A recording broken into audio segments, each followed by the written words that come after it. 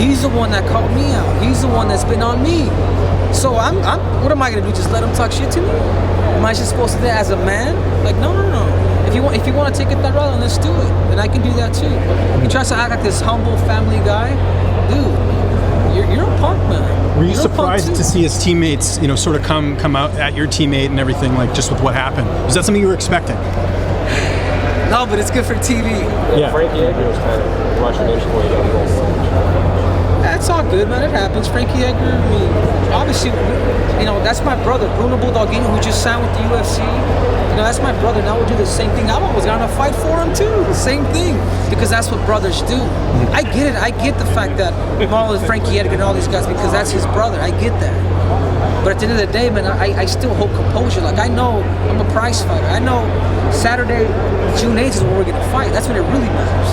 When you talked about all the media that you have to, what about the people that aren't media that might be pulling you in different directions, kind of coming out of the weeds that maybe you hadn't seen in 15 years, and all of a sudden you're a champion, they're like, hey, Henry, remember we were friends in 8th grade and stuff like that? Honestly, I really don't care about that. That's just the human behavior, man. Humans are they're just corrupt, and they're just, you know what I mean? Like, I don't pay attention to that, you know what I mean? Like, it happens though, but I really don't care.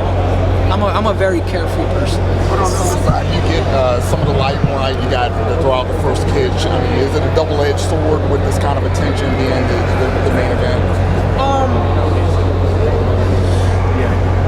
I mean, there's a lot. I was just telling people in the bus, I was like, dude, I can relate to Ronda Rousey. I can relate to Conor McGregor, how they got fed up. Conor McGregor was on ESPN, he just took his mic off and just left.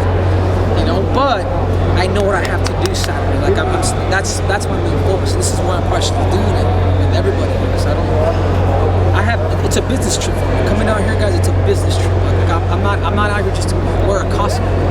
Even this is my business. I want to get paid. I'm sorry. I just need to ask you, how did you get the idea of coming wearing this costume today? Because we asked you if you're planning anything for the actual week, Yeah, because I don't believe in magic. I believe tricks are for kids. So what I did is I pulled out Mickey Mouse, which is Demetrius. I pulled out the snake, which is TJ. And then I pulled out the rabbit, which was Marlon Moraes. And then I kicked it. That's my magic. I don't believe in magic. It's all a bunch of bogus. It's all a bunch of illusions. Show me Saturday night. Here is Greg Lotus fighting Saturday. You fought and you actually wrestled Radoslav Velikov in Beijing Olympics. Do you remember anything from that fight? Who? Radoslav Velikov. Oh, yeah. What do you remember from that fight? A tough opponent. He beat me before, world champion. It was good to avenge my loss in the first match. And it was good. Seeing Marlon react the way he did, getting a little emotional, do you see him fighting emotionally and maybe that costing him the fight on Saturday? I don't know him as a person. I heard he's a nice guy, and I believe it. We both represent we're both represented by the nice manager. I never really I never really went directed to his character. You know what I mean? But if you watch him better, or if you watch these other shows, he's like, hey, I would fight that guy in the streets for free. I'm just like, dang, okay. At the end of the day, guy, I have over 600-700 wrestling matches that I've competed my whole life. It's all good, man. I know what I have to do. If he's emotional or not, then that's fine. I gotta go out there and I gotta be the smartest Henry Cejudo that this world has ever seen. And I'm out there to make history, and that's all there is to it. I don't know Marlon. I think if I knew him, we'd probably be friends. Like, really, ultimately, he seems like a really nice guy. Maybe not to me so much, but I could tell he has a kid, the way he treats his family man.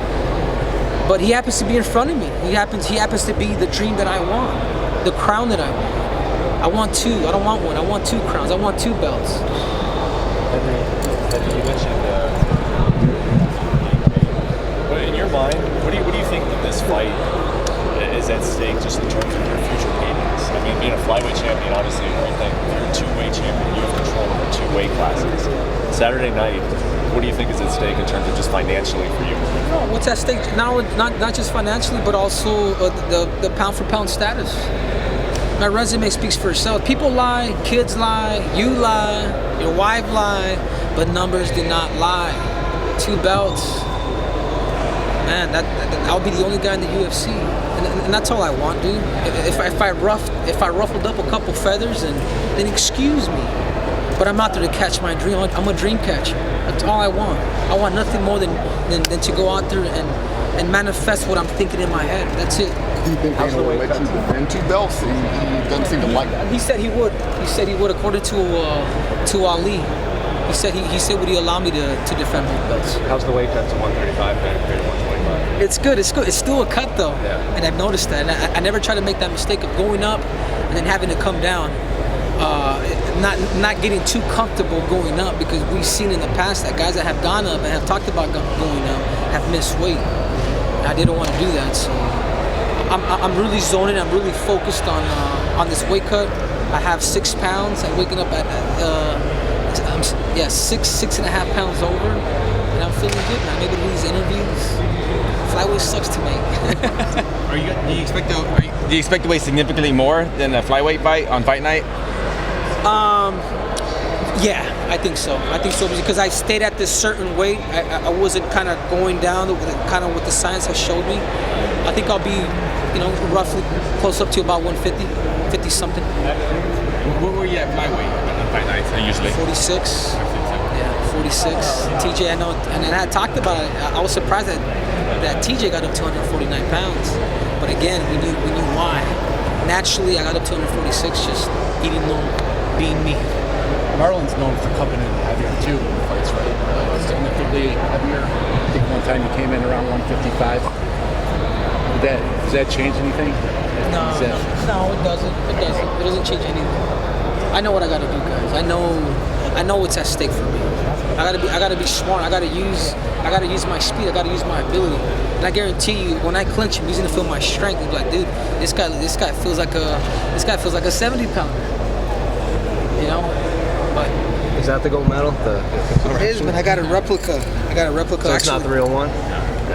It's not, but Bixler, I want to give a shout out to Bixler, the people that make the same UFC belt. They're my official sponsor now. Since I talk about gold a lot. I didn't even know you had one. Here it is. I found it. So, I want to give a big shout out to Jevin Fox for this beautiful medallion. It means a lot to me.